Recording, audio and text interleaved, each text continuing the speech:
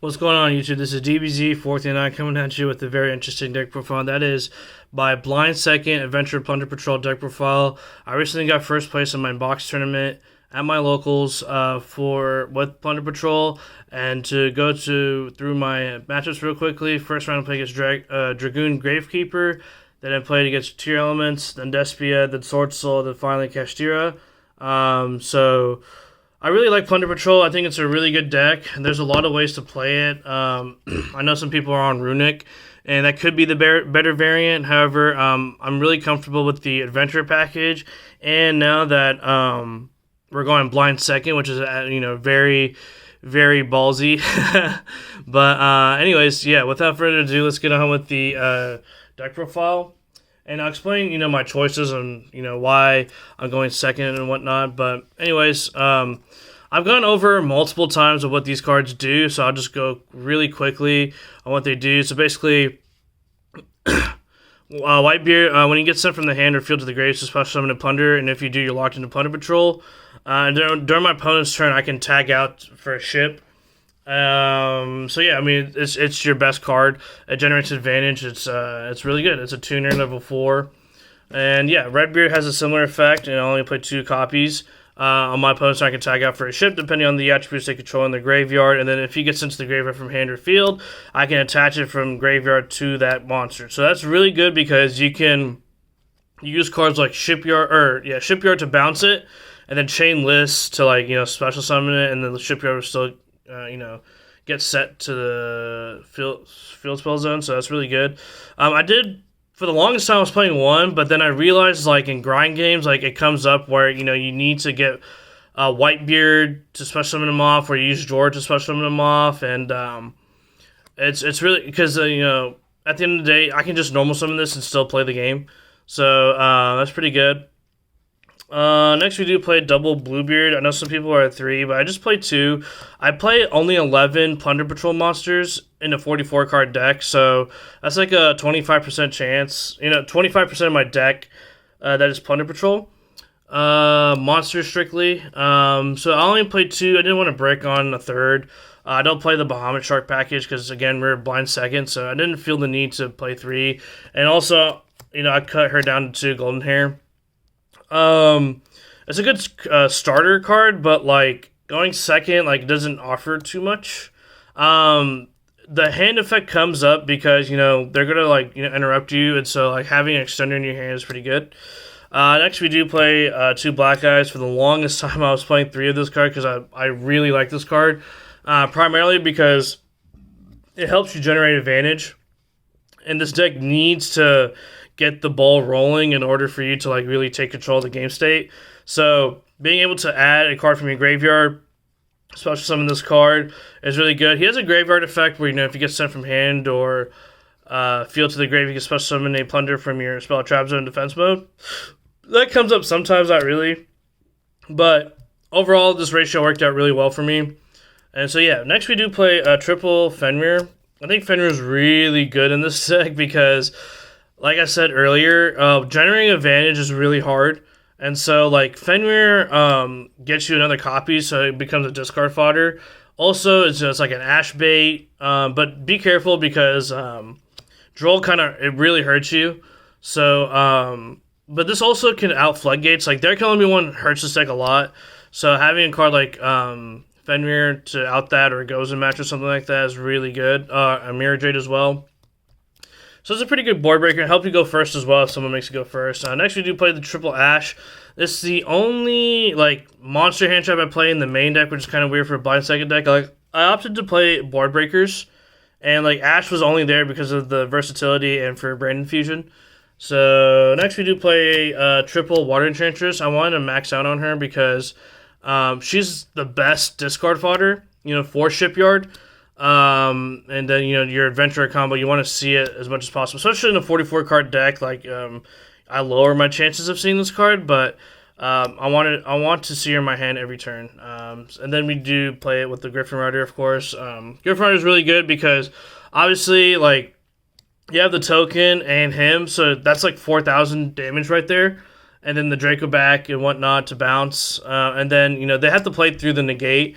So it's a really good card to help make your play safe. Next, we do play a small Kaiju package, one of different each attribute. The Kaiju package was super good.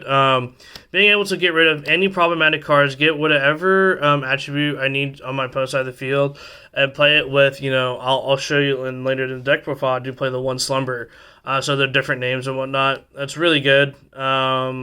So yeah, next for the traps, we do play the one Booty. Booty's really good because of a lot of things. It's really, really good in the grind game. And then, funny thing, like if someone plays Gozen Match, like this card really hurts my opponent when they play Gozen Match. That's pretty funny.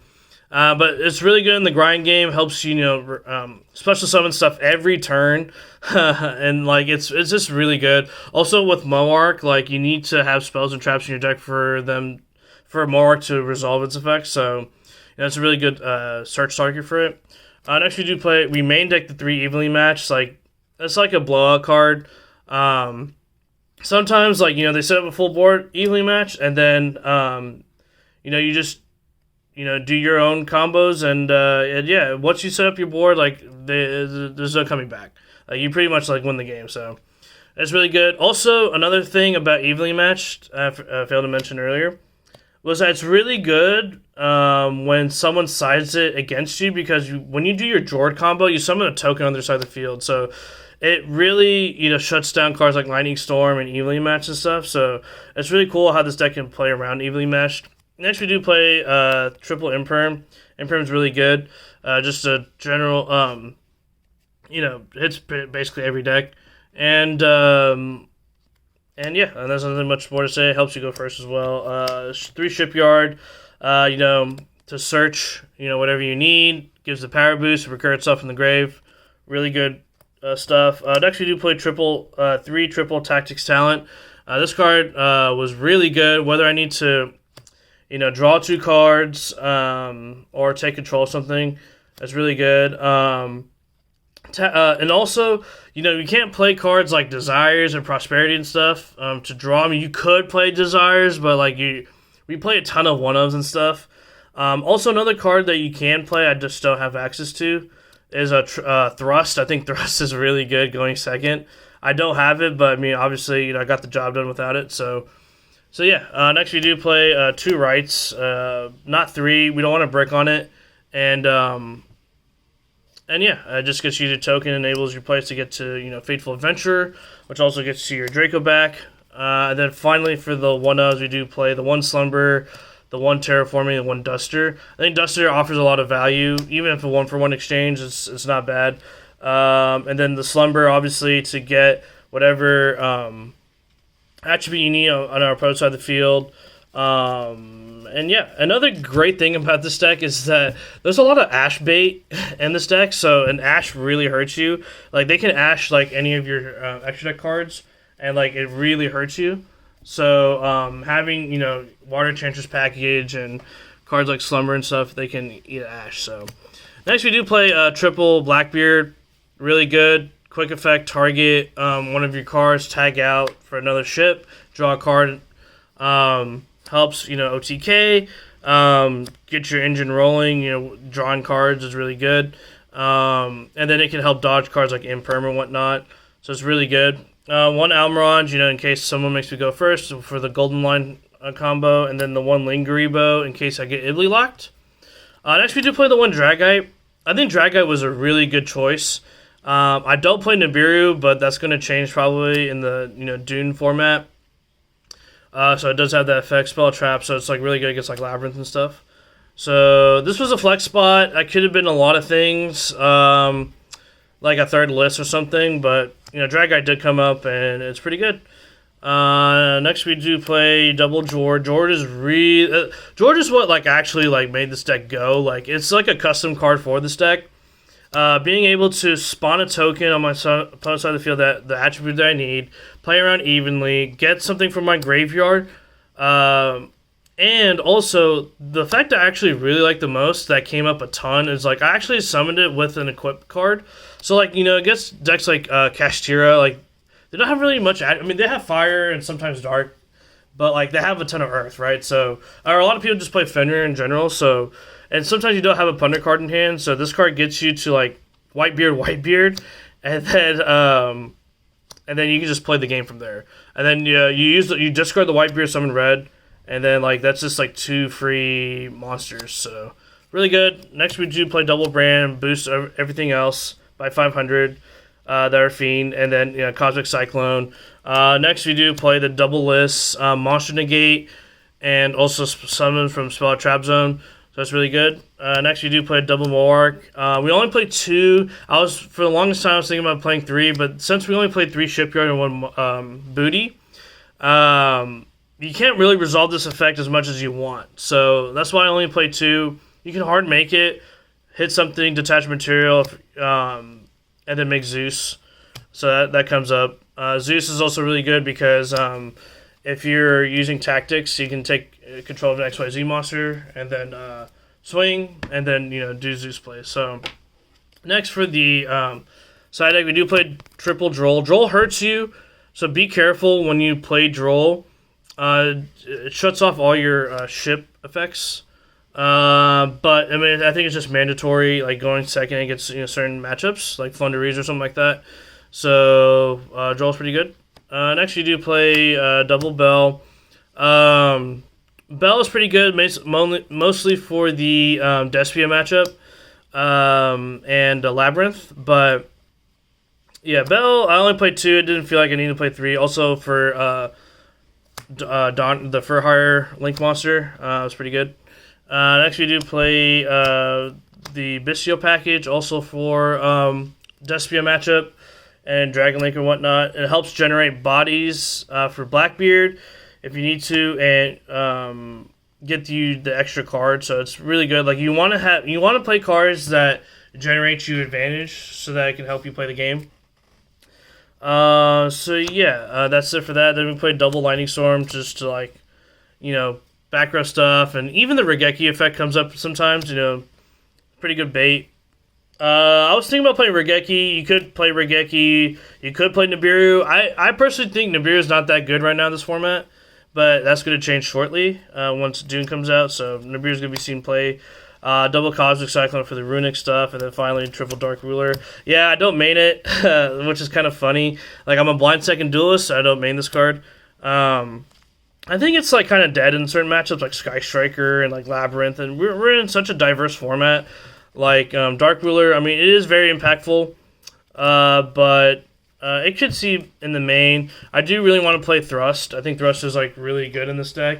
So if you do have Thrust, go ahead and play it. Let's see, what other stuff I want to talk about. So, like, this deck, it takes a really good pilot to play. It's very good if you know what you're doing. So that requires you to, like, understand what other decks do and what attributes they play. So, but that's, like, one thing that if you really want to pick up this deck and, like, be really good with it, like, you need to be able to understand what your opponent's deck says. That's number one. Number two, utilizing Blackbeard to dodge stuff.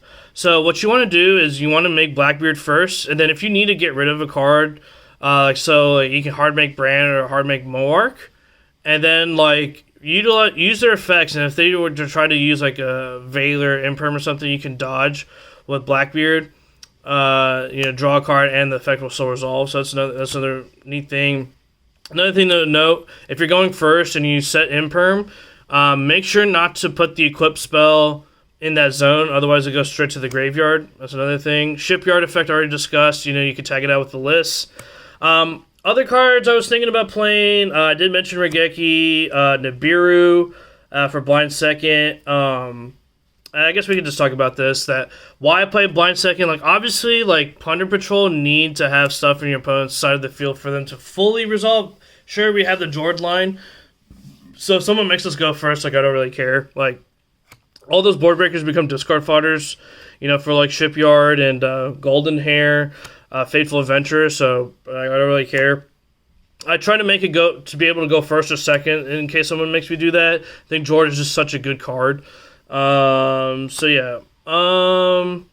But I also wanted to play Shipping and Emblem. I think those cards are pretty good because they help generate advantage. Great discard fodders, and And in the event you do get skill drained or whatnot, like Emblem helps like get that attack boost. So it's just really hard for our opponents to like run over stuff. Like that's another thing I liked about this deck. Like it plays around a lot of floodgates other than There Can Only Be One, kind of. I mean, a lot of stuff is Fiend, but I mean, you have cards like Fenrir, Adventurer Package, they're all like different types. Dragites are rocks, so you can play around those things. Overall, like, this deck is pretty good. I have answers to everything. Like, I made it to where, like, my main deck, at least, is generic enough to whatever deck I play. It should be able to combat it to, a certain degree. And if anything sucks, like, I just easily side it out. But I know this video is getting a little too long, so I'd like to conclude it here. So if you guys have any comments or suggestions or anything like that, feel free to comment below. Please consider hitting the like and subscribe button to see more content like this.